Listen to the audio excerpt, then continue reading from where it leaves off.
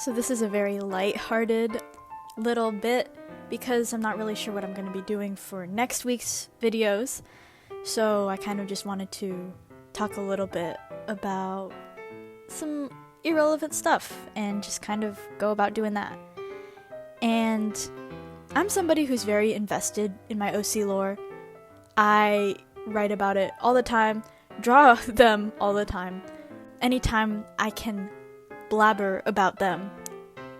I'm very sorry to anyone who knows me because when I start blabbering, I do not stop blabbering.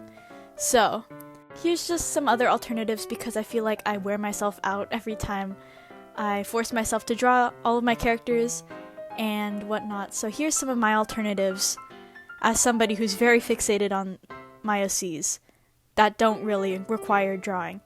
And some of these range from very easy to do to 10 times more tedious than just drawing, but I like to do it anyway because sometimes drawing wears me out. So, yeah, and I can do separate videos on some of these tutorials, whatnot, on any of the specific things mentioned in this video. So, you know, if you do want me to go in depth about any of these things, just let me know. So, I think to start, we'll go with games and digital stuff. And by that I mean maybe games you can insert your characters into, or just stuff that requires a computer, phone, whatnot. And I think for a lot of the earlier times where I didn't have any of these ideas to do anything else with my characters besides draw them, I started with Miitopia. Okay. Miitopia is like probably one of the best for creating character interactions because of their randomized stuff and whatnot. So for those who don't know what Miitopia is, I guess like the most basic explanation I can give is you can create a bunch of Miis as party members and they can have whatever class, and they interact with each other. You can build relationships with each of the characters, they can have strengthened bonds and whatnot. And obviously this requires some money because it is a Nintendo game. But when I was really, really desperate for OC content, this was my go-to. I have to go and revisit my Miitopia stuff. But yeah, Miitopia, very fun. The downside is it does cost money.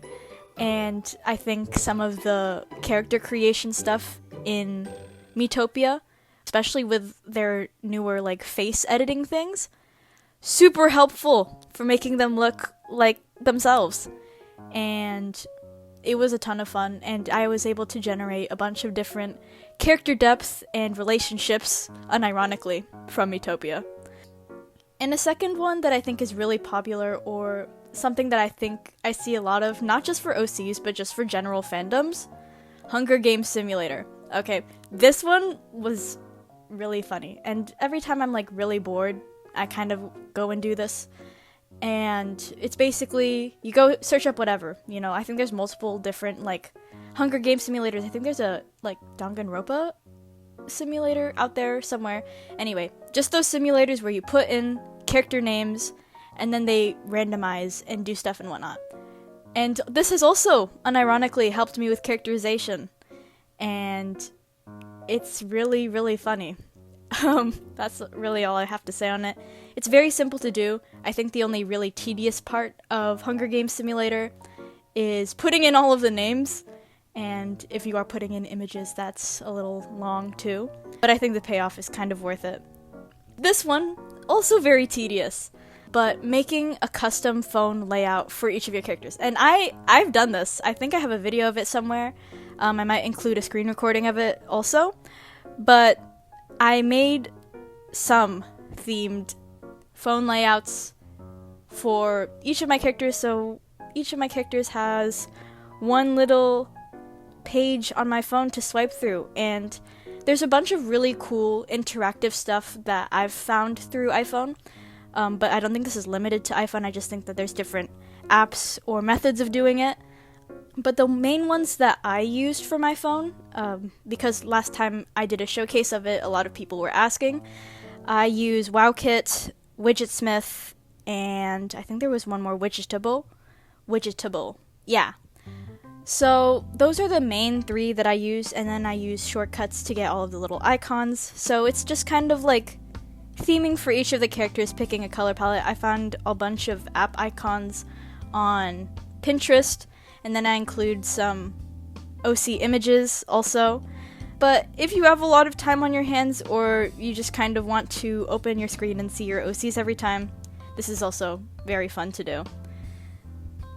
And I started doing this one like a couple months ago, I think over summer break, but making OC playlists. So I have a bunch of like Spotify playlists, and they're all dedicated to one specific character and designating what they listen to, what I think fits them.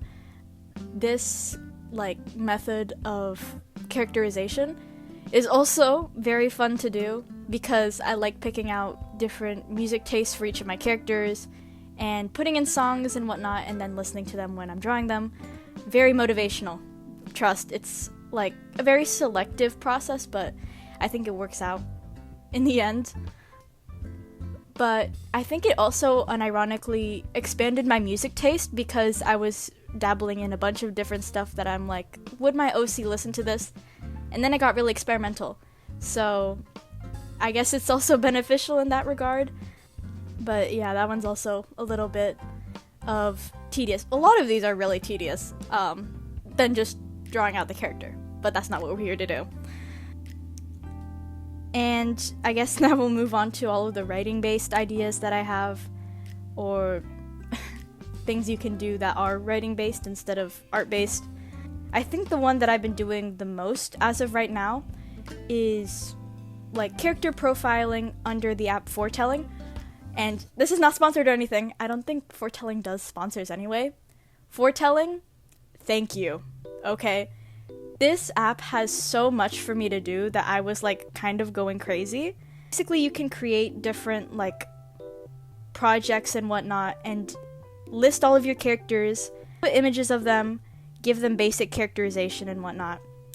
But you can also add links to other characters, basically what each of them think about each other. You can put links to places and how they feel about specific places, specific groups.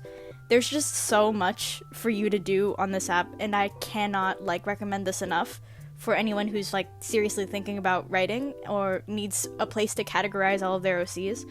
And I'm sure there's a bunch of other places that I just haven't dabbled in that are also really good at keeping all of your OCs in one place.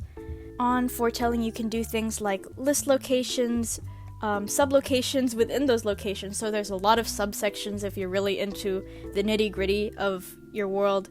Species, languages, so much stuff, and I don't think I could brush upon enough of these, so I might just include a screen recording of all this stuff, and there's also color categorization, so if that's also your thing, you might want to check out Foretelling.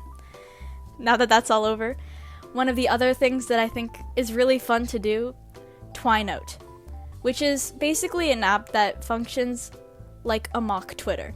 And there I kind of make a bunch of different profiles for each of my characters and then let them have banter over fake Twitter. And you're basically making all of the stuff that they're writing, all of the different character profiles, whatnot. And I'm sure there's other types of mock internet social media apps that you could use instead. I just used Twinote. It's worked out well for me, and I think it's really funny to have them argue over fake platforms. If you're up to speed with that, that's also a really neat option. I think it's pretty easy to navigate. It's pretty straightforward. Sometimes, though, it is a little difficult to open and close different profiles, so you might want to be on the lookout for that. And this is creating a Cipher language, whatever, for your characters. And I think maybe even like last year was when I started doing this little Cipher language thing. And mine is very simple. I think you could be as elaborate with it as you want. Basically, I just kind of made it up, made a bunch of different symbols for everything, and then started writing in it, and I'm still semi-able to write it like on the spot. There's some letters that I just don't use enough, so I don't remember, but I have 2 as of right now. And another really neat thing that you could do with said Cipher language, whatever, is you can turn it into a font and then use those for videos, which is one of the things that I do that makes it so much easier to do. But basically, I used a specific, I don't remember the website now, but I'm pretty sure you could find it really easily.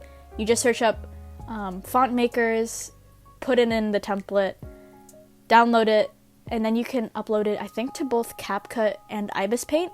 So that's some of the places I use it. It's very helpful, saving time. But you can also create like characters' handwritings and then make that into fonts also. Really cool. That's all I really have to say on that. And I think for my last one, this was a little basic, but one-off character interactions. If you're like me and cannot sit down and write a full thing for the life of you, I like to do little one-off stuff where it's just writing and characters interacting with each other. Very fun. And this is the last section-ish. These are crafts, and I've been doing a lot of those recently, so this is my go-to now if I am too lazy to draw. First off, turn them into pins. I did this one literally last Monday. Last Monday, I think, I was making a bunch of different pins, and I was lucky enough that my library was nice enough to have a pin maker that day. So I was lucky enough to have a pin maker easily accessible. Obviously, a pin maker, I think, last I checked on Amazon, was like $40. So very difficult investment, but I've made like a bunch of different pins at my library with all of my characters. I just kind of printed them out using I put a bunch of images, Google Slide, printed those out. I think you could just draw them by hand too, but we're not here to draw. So print out a bunch of already made drawings, cut them into the circular templates, pin them up, and then now I have a bag with one specific character, and it's just a bunch of pins of them. So I think that's a really neat option. It's also just kind of fun to have your little characters on a bag or on whatever you put your pins on. So yeah. There's also something that I've been doing, and I already talked about in a past video, literally the last video I made. It's really nice to do character collages. Basically collages surrounding a character. And the last 2 pages of my scrap sketchbook for my last video, those were pre-printed out failed stuff for my pin making, so I repurposed them for the sake of video footage for my scrap sketchbook video. But that's also a really cool option, making character collages dedicated to one specific character and picking out colors, making a cute little thing for them. Obviously also takes a while to do, but a lot of these I think are a lot more tedious than just sitting down and drawing, but And I think I do a lot of just themed stuff in general when it comes to characters. So themed bracelets. And by that I mean pick out a bunch of color palettes, maybe you put their names on something like your bracelet with those little letter stuff, or you could just do color palettes, whatever suits you best. Make them into little bracelets, and I carry a couple around that are just kind of names of my characters and their color palettes, and they make for cute accessories, and yeah, I think it's very straightforward. And here's another one. Turn them into rocks. What do I mean by this?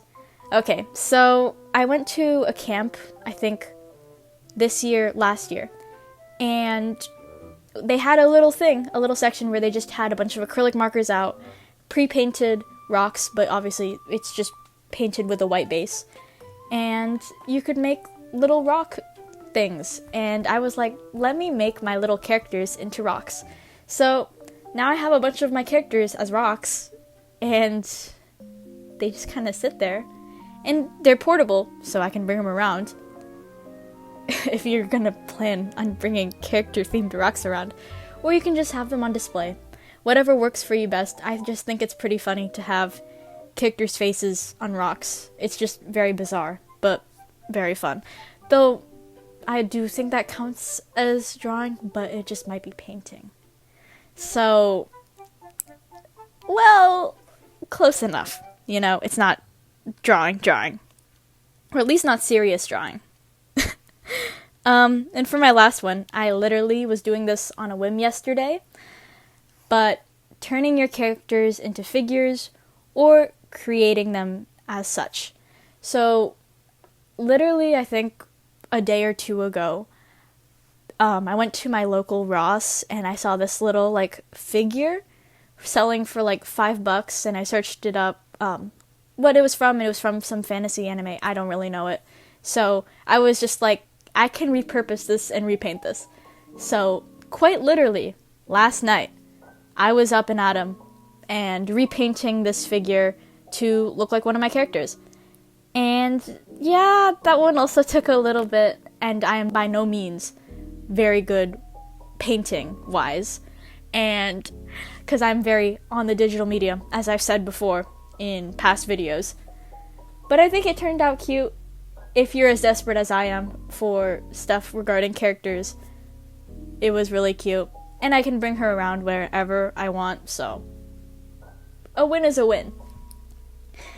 And, of course, I think the last and the ultimate lazy way to go is to commission artists. Always commission artists, guys. You desperate to have your character drawn out? Commission artist. I have not done this yet. Trust, as soon as I have my own financial independence, trust half of that is probably going to be going and getting my characters drawn out by cool artists and seeing how other people imagine them. That's one of my favorite things about Art Fight. I've talked about Art Fight before. Really, really fun. And it's just nice to see your character get drawn by other people. And since we're not in Art Fight season right now, commission your artists. They do amazing stuff. And, of course, that one also costs money, but, you know, consider it. Consider it. And I think that wraps up all of my things that I do with my OCs when I am too lazy to draw them. A lot of these require, like, 10 times more steps, but sometimes I just get so sick of drawing that I just can't. But, obviously, do with these as you like. These are not limited to just, I guess, your characters. You can do them with whatever. You know, maybe your fandoms. If you're desperate for fan content, just go ahead and do it. So, bye!